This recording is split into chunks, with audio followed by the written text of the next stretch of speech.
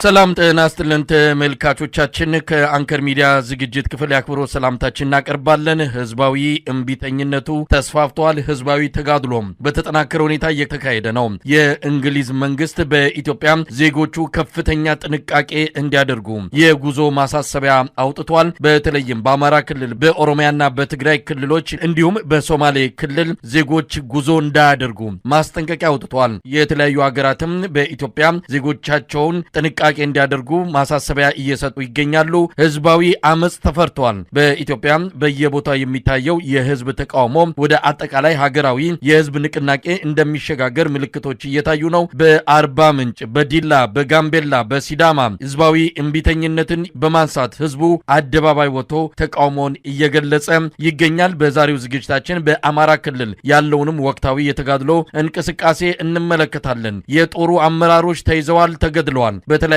አካባቢዎች ከፍተኛ ቁጥር ያለው የአብይ አህመድ ሰራዊት እንደዚሁ እጅ እየሰጠ እንዳለም በሚደርሱን መረጃዎች ማረጋገጥ ተችሏል። ከህዝባዊ እምቢተኝነቱ እንጀምራለን። የእንግሊዝ መንግስት የጉዞ ማስጠንቀቂያ አውጥቷል። በኢትዮጵያ በበርካታ አካባቢዎች ሰላም የለም ብሏል። ህዝቡ በምሬት የተጠራቀመ ብሶቱን ነው ዛሬ ያወጣው። በጋምቤላም እንደዚሁ፣ በዲላም ደሞዝ ከአለመከፈልና ጭማሪው ከመቅረቱ ጋር ተያይዞ ህዝቡ አደባባይ መውጣቱን የሚያሳዩ መረጃዎች እየወጡ ነው ያሉት። በርካታ አካባቢዎች እየተቀላቀሉ ነው። ህዝባዊ እምቢተኝነት በኢትዮጵያ ተጀምሯል። ምናልባት በተለያዩ አካባቢዎች ያለውን የህዝብ ተቃውሞ በተመለከተ ጥያቄዎቹን እየተነሱ ህዝቡን ወደ አደባባይ የሚያወጡ ብሶቶችን እንደው ጠቅለል አድርጎ መግለጽ ወይም ደግሞ መመልከት ከተቻለም የፍትህ መጓደል፣ የፍትህ መራቅ፣ የመልካም አስተዳደር እጦት፣ የኢኮኖሚ ጥያቄ በእነዚህ ነገሮች የሚሽከረከር ነው። ስለዚህ በአንድም ይሁን በሌላ በመላው ኢትዮጵያ ህዝቡ አመጽ ውስጥ ከወጣ ብሶቱን ወደ አደባባይ ለመግለጽ ህዝባዊ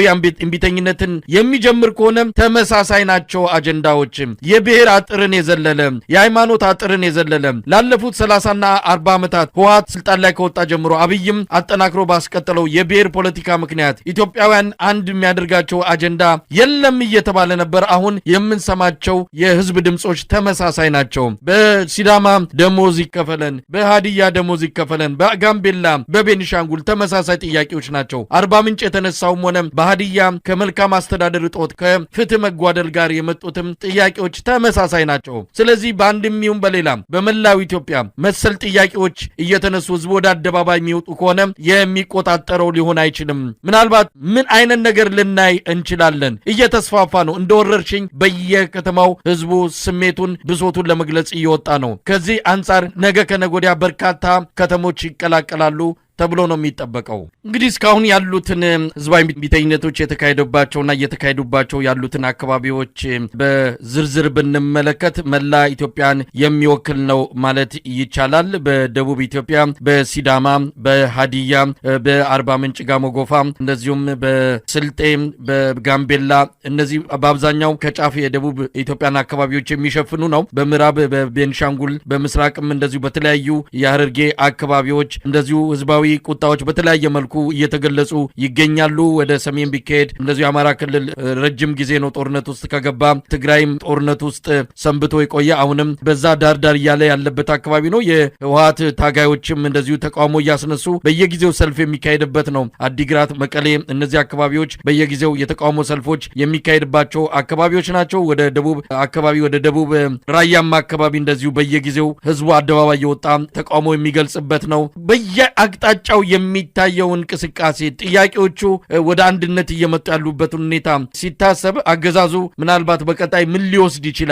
እንግዲህ በርካታ እርምጃዎችን ሊወስድ እንደሚችል የተለያዩ ባለሙያዎች እየገለጹ ነው። ስርዓቱን በደንብ የሚያውቁ የስርዓቱን ትዕግስት ያጣ አረመኔነትና ጨካኝነት የተረዱ አንዳንድ ሰዎች አስተያየታቸውን እየሰጡ ነው። ከወዲሁ እነዚህን የተነሳሱ የህዝብ እምቢተኝነቶችን በአጭሩ ለመቅጨትና ለመከፋፈል አንዳንድ እርምጃዎችን ይወስዳል። ከግድያ ጀምሮ ለአንዱ ገንዘብ በመክፈል ለአንዱ በመከልከል እንደዚሁ የመከፋፈል ስትራቴጂ ተጠቅሞ ሊያዳክመው የሚችልበት ሁኔታ ስላለ ከፍተኛ ጥንቃቄ ያስፈልጋል የሚሉ ድምጾችን እየሰማን እንገኛለን። እንግዲህ በዚህ አንጻር ምን ጥንቃቄ መደረግ አለበት? አገዛዙ ጥይት ተኩሶ ሊገድል ይችላል። በታንክ ጭምር ገብቶ ህዝብን ሊፈጅ ይችላል። እነዚህ ነገሮች መጠበቅ አለበት። ወደ ህዝባዊ እምቢተኝነት የሚወጣው የማህበረሰብ ክፍል ከአገዛዙ የሚመጣበት ምላሽ ከባድ እንደሆነና የጭካኔ እርምጃ እንደሆነ ተገንዝቦ ከወዲሁ ለነዚህ ለአገዛዙ ምላሾች የሚሆኑ ዝግጅቶችን ማድረግ ይጠበቅበታል። ከዚህ አንጻር ምን ማለት ይቻላል? መሳይ አማራ ክልል ታስታውስ ከሆነ የዛሬ 3 ዓመት ፍጹም ሰላማዊ በሆነ መልኩ የክልሉንም የፌደራል መንግስቱን ጥያቄ ያቀርቦ ነበር። ሰላማዊ በሆነ ገበሬዎች ጅራፋቸውን ይዘው በሰላም እንኑርበት፣ ነግደን እንብላበት፣ መንገዶች ላይ የመከላከያ ሰራዊት አባላት አይግደለን፣ ወደ አዲስ አበባ በሰላም ወጠን እንግባበት፣ መንግስት በሰራው ከዚህ በፊት የነበረው መንግስት በሰራው ሆስፒታሎች አዲስ አበባ መጠን ጥቁር አንበሳ፣ ጳውሎስ ሪፈር ተብለን ሕክምና ወስደን እንመለስ፣ አትመልሱን፣ በአማራነታችን አታሰቃዩን፣ ማዳበሪያ በአግባቡ ከፍለን እንውሰድ፣ ያመረትነውን ምርት ወደ አዲስ አበባ ጭነን እናስገባ የሚል ጥያቄ ስላቀረበ የክልሉ መስተዳደር ብቻ ሳይሆን የፌዴራል መንግስቱም የጅራፍ ፖለቲካ ብሎ በገበሬዎች ላይ ነው የቀለደባቸው። ምንድነው የሆነው? ገበሬው ግልብጥ ብሎ ወጣ። ጉልበት የሌለው ገበሬ ልጁን እያስታጠቀ ገንዘብ እየሰጠ መሳሪያ እየገዛ በቃ ከእንግዲህ በኋላ ከዚህ መንግስት የምንፈልገው ነገር የለም፣ መልስ ሊሰጠን ስለማይችል በቃ የምንነጋገረው ከሆነ በኋላ ማፈሙዝ ነው አለ። ያልተንበረከኩ በጣም በጣት የሚቆጠሩ ወጣቶች ወደ ጫካ ገቡ። ዛሬ ሚሊዮን ሆነዋል እኮ የፋኖ ኃይሎች በአጠቃላይ በአማራ ክልል በአራቱም ግዛቶች በሚሊዮን የሚቆጠር የፋኖ ኃይል ተደራጅቶ አፍንጫውን እየሰበረ ክላሹን ብቻ ሳይሆን መትረየሱንና ስናይፐሩን ዲሻውና ሞርቶሩን እየተቀበለ አሁን ለመንግስት እጅግ በጣም ተገዳዳሪ ብቻ ሳይሆን ብቻውን መንግስት ለመጣል የሚያስችል ቁመና ላይ ደርሷል። አሁንም መንግስት የማይማር ስለሆነ በዚህ ክልል ላይ አሁን በደቡብ ምዕራብ ኢትዮጵያ፣ በማዕከላዊ ኢትዮጵያ፣ በቤንሻንጉል፣ በጋምቤላ፣ በኦሮሚያ ክልልም አሁን ይህንን መንገድ ከተከተለ የሚገጥመው ጣፋ ፋንታ ተመሳሳይ ነው። ወጣቱ ግልብጥሉ ጫካ ይወጣል። ጫካ አማራ ክልል ብቻ አይደለም፣ ተራራ አማራ ክልል ብቻ አይደለም፣ የመዋጊያ ሜዳው አማራ ክልል ብቻ አይደለም። ጋምቤላም የመዋጋ ሜዳ አለው። የሚዋጉ የሚችሉ አቅም ያላቸው ወጣቶች አሉ። ቤንሻንጉልም እንደዚሁ፣ ደቡብ ምዕራብ ኢትዮጵያም፣ ማዕከላዊ ኢትዮጵያም፣ የሲዳማም ክልል ይህንን ያደርጋል። በቃ ሌላ ምርጫ የለውማ። ጥያቄ አቅርቦ መንግስት አባት ነው። ዳቦ ስጠኝ ሲለው ድንጋይ የሚሰጥ መንግስት ካለ፣ ፍትህ ተጓደለ ብሎ ሲል አንተ ግባ እስር ቤት፣ አንተ ይህን ያክል ክፈል እያለ አንተ እዚህ ነው የምትታሰረው እያለ እያፈነ ዘርን መሰረት ያደረገ ጭቆና የሚያመጣበት ከሆነ ሊመጣ የሚችለው ችግር ከአማራ ክልል ምናልባት የባሰ ሊሆን ይችላል።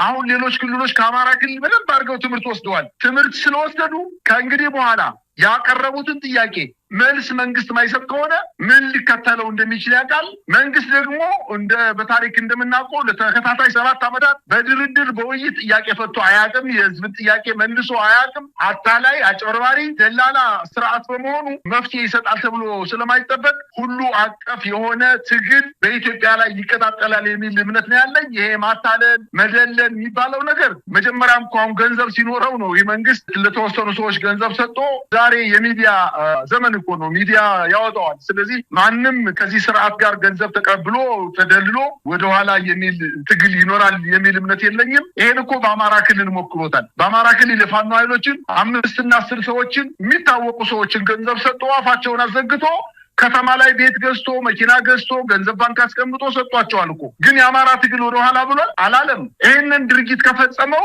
ኦሮሚያ ክልልም እኮ የኦነግ ሸኔ ትልልቅ አመራሮችን በድርድር ሰበብ አስገብቶ ገንዘብ ብቻ አይደለም ስልጣንም ሰጥቷቸዋል። ነገር ግን የሸኔ ኃይል ቀነሰ?